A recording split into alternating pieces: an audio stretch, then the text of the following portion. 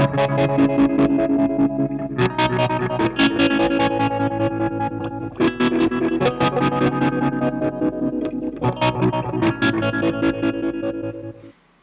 everyone, a couple of updates in this video, a couple of things I want to talk about. The first one is I've upgraded the sound. Finally, after over 300 videos, I've actually finally got a lapel, lavalier mic. It's a Rode. It's pretty good so far. I've listened to back a few sounds, sounds much better. The reverb in this room is shocking. It's just terrible. It had to be done. So yeah, it's a bit more of a professional solution. So you'll be seeing that mic on me more now. It's a bit of extra work putting, having to sync up the sound and everything like that, because it's got records onto your smartphone as it's doing at the moment. So you got to copy it off your smartphone and sync it up with the video, but I think it's worth the extra step because the sound is just shocking in this room directly through the camera. So hopefully that sort of helps to minimise the bad reverb this room's got.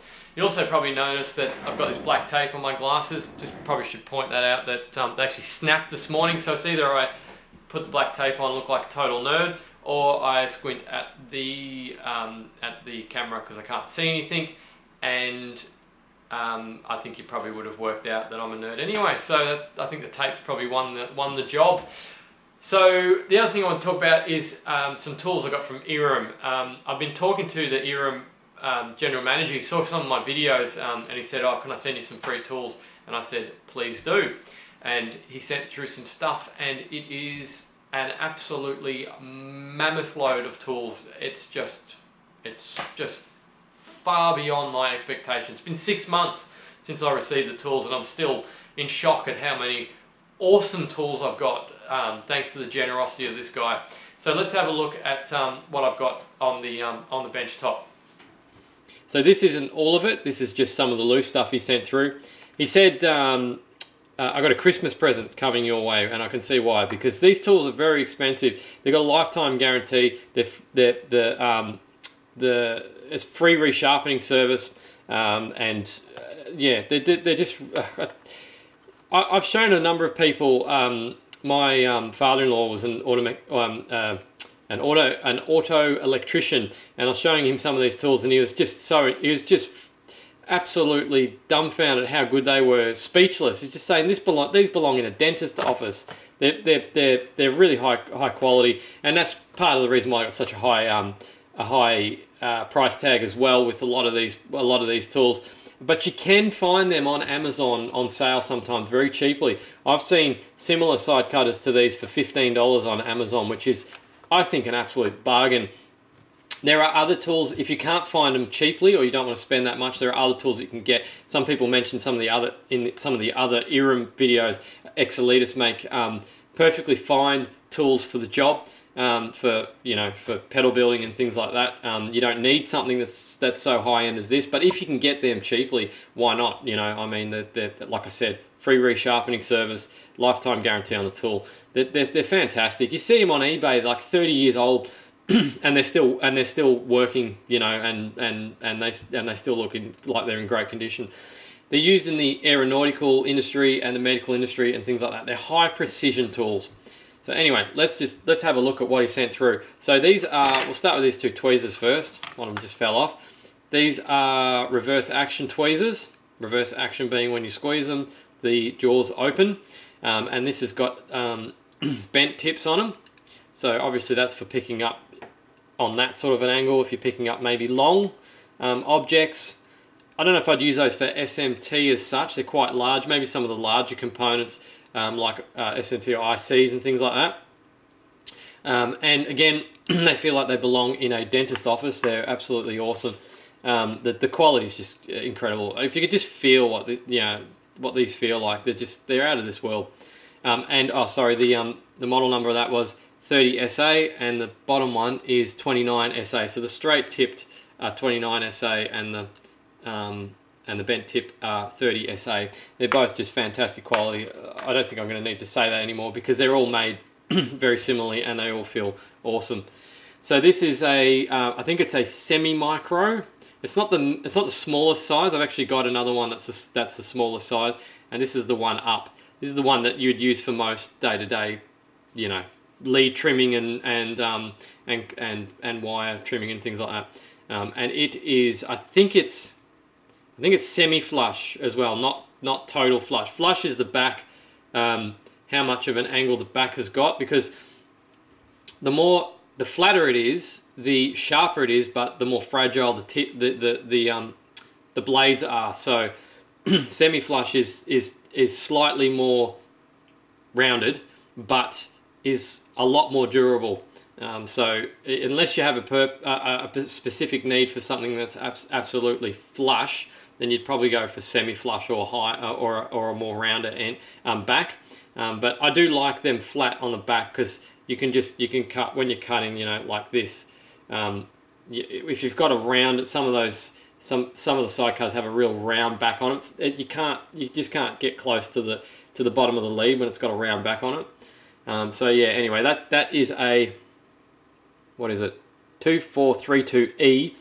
You can look up the specific details. It tells you, the brochure tells you all the details about the maximum diameter of you know, like wire or copper or stainless steel and things like that. It actually tells you every single detail about it, dimensions, you know, on the drawing, a close-up graphical representation of the actual head of the tool and everything. So yeah, if you want more information, you can have a look on that about the specifics. I'll just briefly go over it, because otherwise this video is going to go on forever.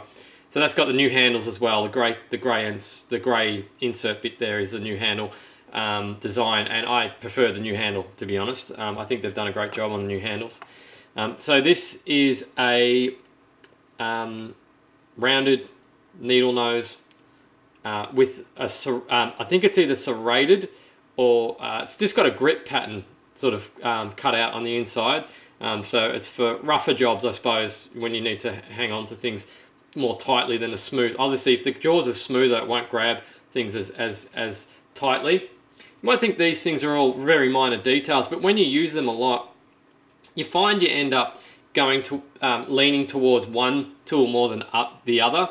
You know, like I've got these sort of strewn around my desk when I'm assembling, and sometimes when there's a job that comes up, you think about what tool you want to use as well, as opposed to just going to your old beaters every time. You think, well, you know what? And actually, this is going to be a tricky, you know, a tricky solder joint, or a tricky, you know, trying to route some wires or whatever, and it's a tight space. So, you know, for a tight space, you probably wouldn't use these, for instance, which I showed in another video, because they're duckbill and they're flat.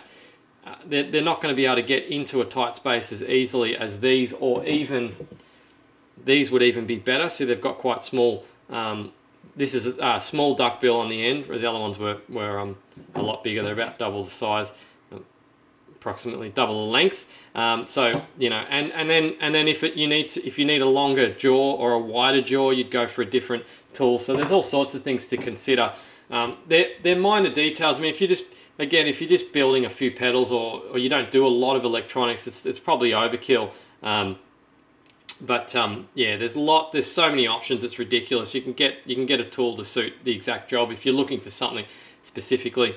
And again, look out on Amazon, because you can find them cheap too. And you know, I mean, that's a bargain getting something like this for $10 or $15. I can tell you that. So this is a 544D.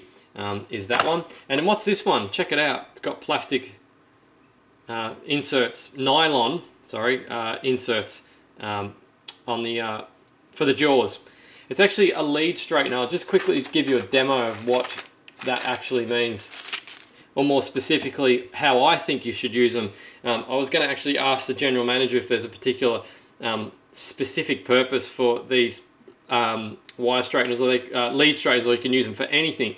But I've been using them for a lot of different things, and it works for everything. So this is what I've been using them for. If you've got a lead that's all twisted up or whatever, and you want to straighten it, obviously you're going to need to straighten it to get it through the hole, so you have to do it one way or another. So they come out, I mean, that's 2 passes, it comes out pretty straight.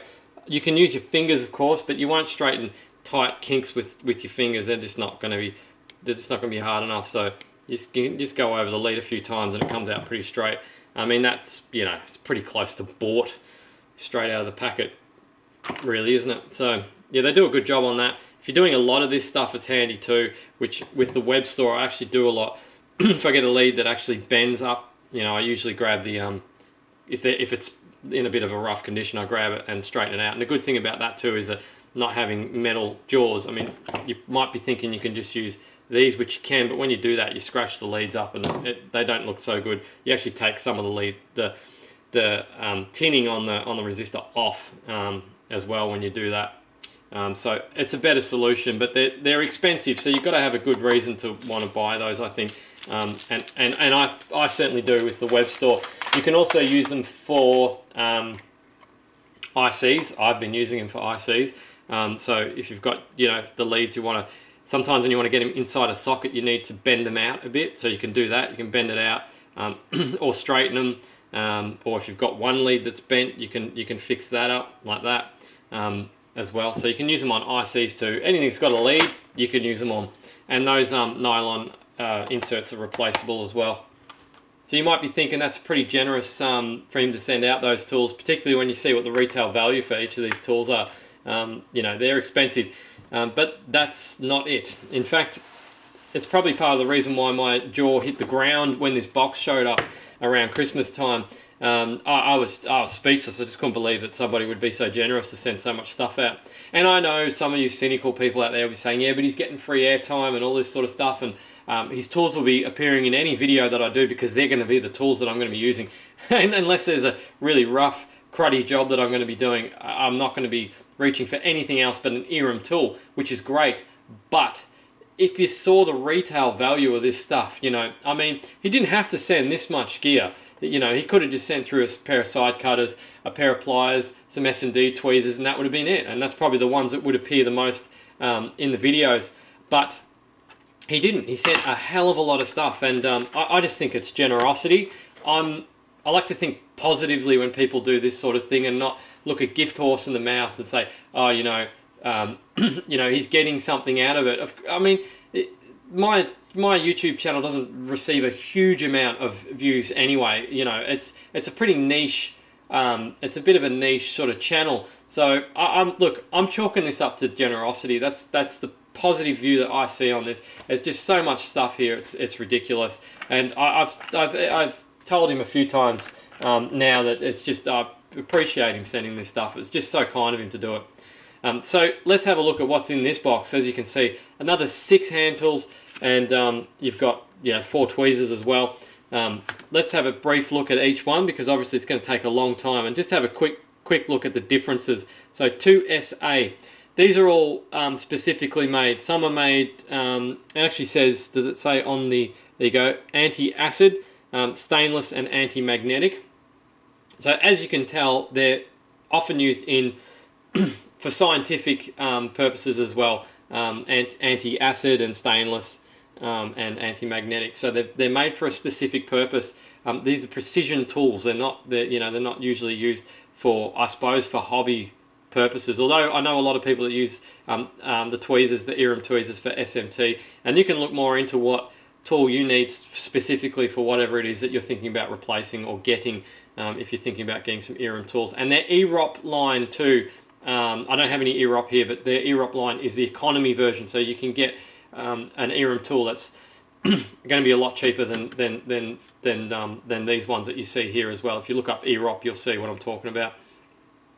So yeah, that's a it's a tweezer, a pointed end tweezer. Would be good for SMT, I think. I do have a few others though. I haven't used them yet for SMT. I actually don't even do a hell of a lot of SMT. Only the odd thing here and there. That's got like a rounded end. It's not a pointed end, and it is a 2ASA, anti-acid, stainless, and anti-magnetic. So I would probably, if I was going to use these for SMT, I'd just try each one and see which one that I like the best. That's another pointed tip. And these, it's actually quite a lot thicker. The jaws are a lot thicker, and it's an OOSA, and again it's anti-acid, stainless, and anti-magnetic. It's another tweezer at my disposal for when I need tweezers. I use them occasionally. I actually use tweezers, I think I mentioned in the other Erem video, to fix my motherboard. It had bent pins on it. It probably sounds pretty unprofessional, but I actually used one of these tweezers to get a splinter out of my finger, a wooden splinter. It was the best set of tweezers I've got in the house. We've got the small like eyebrow plucker tweezers, but these with the pointed tip got it out so easily. Obviously, I made sure I put them in hot water, boiling water before I used them, just to make sure that they're sort of mildly sanitized. But anyway, so this one looks pretty much the same as the last one, except it's got the molded grip on it as well. You can see they're both quite thick on the jaws, and they're quite comfortable too. So those are the tweezers, and if you know a lot about these tools, and you've got something that you want to contribute or say or explain, please do. Actually, haven't had a huge amount of time to use these tools. I'm very busy with the web store and family life and things like that these days. But obviously, when I do assemble, you know what I'll be using. So let's have a look at some of these pliers now in the middle. Oh, sorry, what was the model number on that one? See if I can find it. It's an EOODSA, and it is anti-static, because it's got the anti-static symbol on the end, which is the hand. So that one's an anti-static, which is probably the reason why I sent it, because I said I did some hobby level electronics, and he sent what he thought would be appropriate for the task. Alright, so let's have a look at some of these other tools. So you've got some specialty tools in here as well. These are round nose pliers. They're more for forming, I guess, if you put I know they use these a lot in jewelry making, actually, and my wife actually does a bit of jewelry making, so she might actually claim these. I don't know if there's a lot of uses for in electronics. Maybe if you need to, if a lead needs to be rounded, you could use it for that. It's a very specific tool, one that I haven't really found a use for so far. Sorry, just knocked the camera.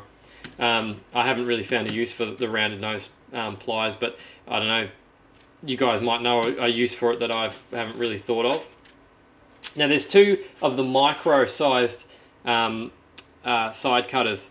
Micro is smaller than, I think it's micro and semi-micro or something like that. Have a look at the brochure on the pliers, because it goes into a lot of detail about the specific uses and differences between them, and also the diameter of wire that you can cut with each one, whether it be copper or stainless steel, and if it's got TX on the end of it, which neither of those do because I'm grabbing the wrong plier. If it's got TX on the end of it, so you can see this one's got 622TX and this one's 777E. TX means that it's carbide, so you can cut through stainless steel, which I think you can use on guitar strings, but you'd want to be careful, make sure that you just look into the diameter of the wire that you're cutting before you cut it, because carbide's brittle and it will crack, and you wouldn't want to break these pliers because they're very expensive. So if it's got TX on the end of it, it means it's carbide. So he sent me a carbide side cutter as well, and that's just a normal side cutter, not really meant for stainless steel. Shouldn't use these to cut stainless steel unless they're carbide, because you'll damage the jaws, the blades. So that's the two small side cutters, and then you've got these pliers, another bit like the other ones that I showed before. It's pretty much exactly the same. You've actually got serrated tip, serrated end of the jaw there, rounded needle nose of two different sizes for whatever purpose you need. Actually, they've got the new handles on them too. They've got the old handles. The spongy handles are the old handles. I like the new handles better. I think they've done a great job on the new handles. They're really good. And then you've got done those ones up here. There's a couple specialty tools. That's got a flattened end on it. I can't remember what that's called. But you can get into tight spaces with that. If you need to get under a component, or if you've got components that are really close together, you could. And I think they're also used to cut off SMT ICs as well, the leads, if you want to remove one. because you can remove it right at the board that way as well. Pretty much get the whole thing off, the whole lead off probably with a flat end like that. So that is a, what's the model number? 2482E. So if you want to know anything specific about these tools, you can obviously you can email Erem if you want, or you can ask me a few questions. Might be able to give you some basic information. What's this? What is this tool for? What would you think that would be used for? It's actually a lead cutter, and it's got a specific height on the lead. So if you want to have uniform, when you cut, when you're building a pedal, or when you're building any electronics with the through hole leads coming through the other side, when you cut them with side cutters, if you're not paying attention, you cut the solder and you get, firstly you get a weakened joint, because you cut a lot of the solder off and you end up with this, a chunk taken off the top. So that sort of prevents that. It's got, because it leaves spacing, and there's different sizes. The end dash 13, I think that's mil, so it's 1.3 mil. So it'll leave 1.3 mil of the lead left above the solder joint, or around, probably around about the solder joint. I've used it a few times, and I'm pretty sure it does cut pretty close to the solder joint, but it doesn't cut off the solder joint. That's the whole point of it. And it'll leave a tiny little bit of the lead left at the top. This is like an assembly line tool, something that you would use a lot to do board after board after board, which is actually, I think some of the people on the forum said that they use these too. Some of the pedal builders use these. Obviously, if they're cranking out pedals, they just use that, and they don't have to worry about doing a rough job on the solder joint. So I think we've actually covered it all. What a horde of tools I've got here. I mean, like some of these tools I probably wouldn't use as much as others, but I'm never going to need another tool. If in the future I need a round nose plier, I've got it. I've got an awesome quality round nose plier. I don't need to buy anything pretty much ever again. I'm just done for hand tools. I just can't think of any other hand tool that I would actually need, that I don't have here.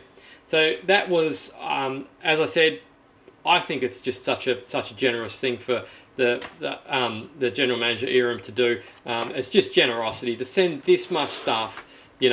I've only done a couple of videos on his tools, and they haven't received a hell of a lot of views either. It's just generous. That's what I'm seeing.